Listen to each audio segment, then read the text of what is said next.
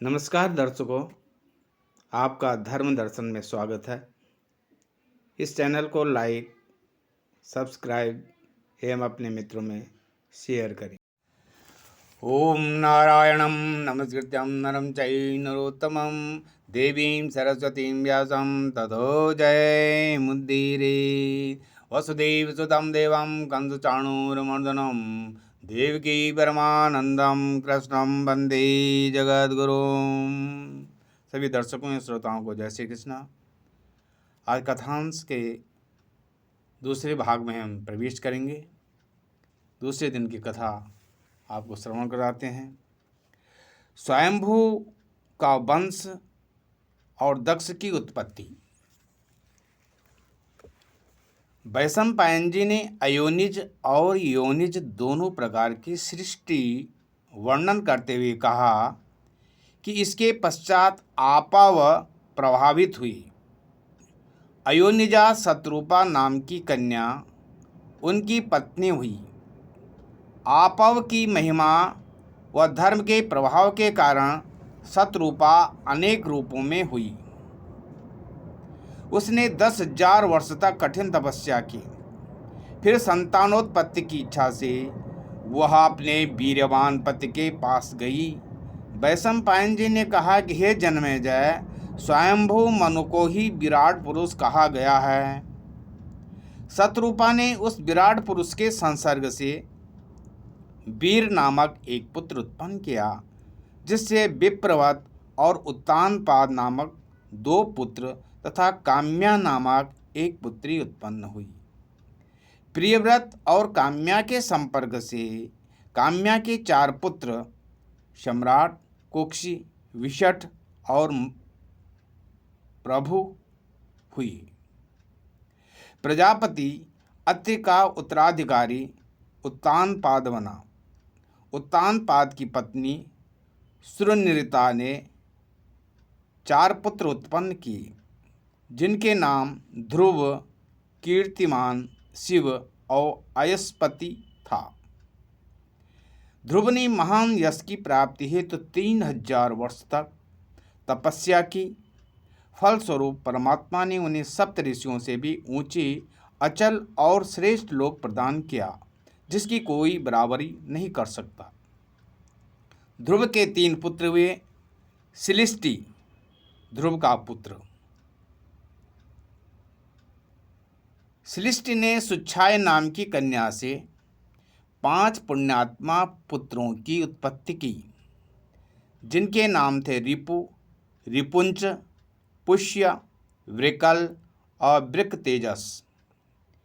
रिपु की पत्नी बृहत ने सभी देवताओं के तेज से संपन्न चाक्षुष नामक पुत्र को जन्म दिया। चाक्षुष का विवाह वीरण सुता पुष्करणी से हुआ। पुष्करणी के गर्भ से मनु की उत्पत्ति हुई।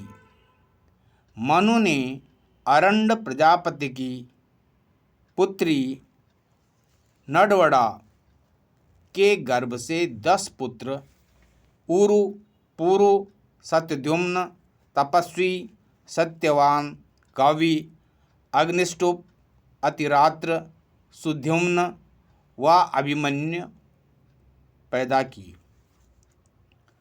उरु ने आग्नेयी के गर्भ से अंग, सुमनस, ख्याति, क्रतु, अंगिरा और गय नामक महातेजस्वी 6 पुत्र उत्पन्न किए।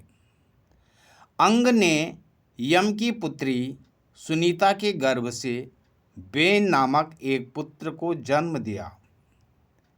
बेन देवताओं का द्रोही हुआ, जिससे ऋषिगणों ने क्रोधित होकर उसकी भुजाओं का मंथन किया, जिससे पृथु नामक पुत्र की उत्पत्ति हुई।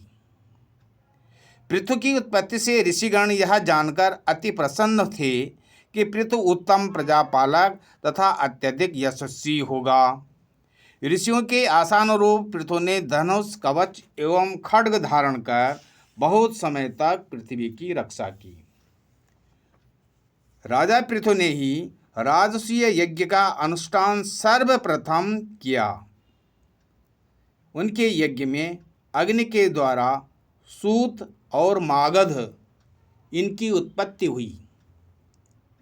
तथा प्राणियों के जीवन हेतु देवता, ऋषि, पितर, दानव, गंधर्व, अप्सरा, सर्प, यज्ञ, लता, पर्वता आदि से मिलकर और पुराणांतकों में देवताओं ने अपने सजातियों को बछड़ा बनाकर गौरूप धारण की हुई पृथ्वी का दोहन किया, जिससे पृथ्वी ने अन्न आदि प्रदान किया। राजा पृथु के 2 पुत्र अंतर्धान और पाली हुए। अंतर्धान के द्वारा शिरकंडनी के गर्भ से हविर्धान नामक पुत्र उत्पन्न हुआ। हविर्धान के गर्भ से पुत्र प्राचीन, वरही, शुक्ल, गण, कृष्ण, वज्र और अजित थे। प्राचीन वरही अपने पिता से भी अधिक शक्तिशाली व सामर्थ्यवान शासक हुए। प्राचीन वधि के द्वारा किए गए यज्ञों के पूर्व को अग्रभाग करके बिछाए गए कुशों से संपूर्ण पृथ्वी ढक गई थी, इसलिए वे इस संसार में प्राचीन वधि के नाम से प्रसिद्ध हुई। इनके शासन काल में प्रजा की हर प्रकार से वृद्धि हुई। इनके पुत्र प्रचेता ने समुद्र में सो करके 10,000 वर्षों तक तपस्या की, अतः पृथ्वी शासक विहीन हो गई तथा प्रजा भी नष्ट हो गई। वायु का प्रवाह रुक गया। घने बादलों के कारण 10,000 वर्षों तक पृथ्वी पर अंधेरा ही छाया रहा। इससे तपस्वी प्रचेतागणों ने क्रोधित होकर अपने मुख से अग्नि और वायु को उत्पन्न किया। वायु अपने तीव्र प्रभाव से वृक्षों को सुखाने लगा तथा अग्नि उन सबको भस्म करने लगी। बहुत थोड़े वृक्ष बच गए। अंततः वृक्षाधिपति सोम ने प्रचेताओं के पास जाकर क्रोध निवारण के लिए प्रार्थना की कि हे प्रचेताओं, अब अपने द्वारा उत्पन्न अग्नि और वायु को शांत करो, अन्यथा संपूर्ण पृथ्वी वृक्षहीन हो जाएगी तथा वृक्षों की रत्न रूप मारिसा नाम की कन्या से आप पाणी ग्रहण कीजिए। इस कन्या के द्वारा ही चंद्रवंश की वृद्धि होगी।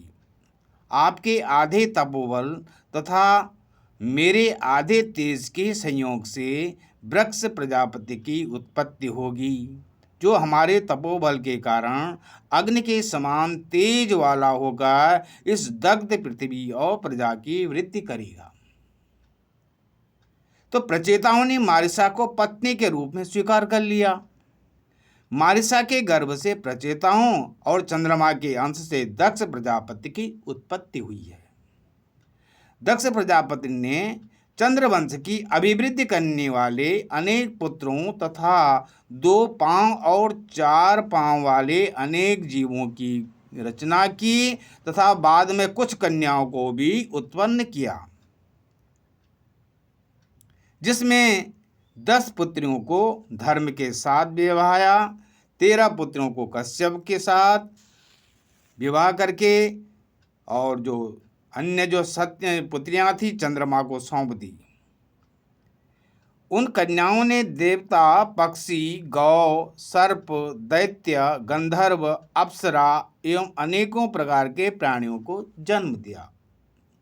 इसके पूर्व मनन, दर्शन और स्पर्शन के द्वारा ही संतान की उत्पत्ति होती थी। दक्ष प्रजापति की उत्पत्ति के बाद मैथुन सृष्टि प्रारंभ हुई। जय श्री कृष्णा।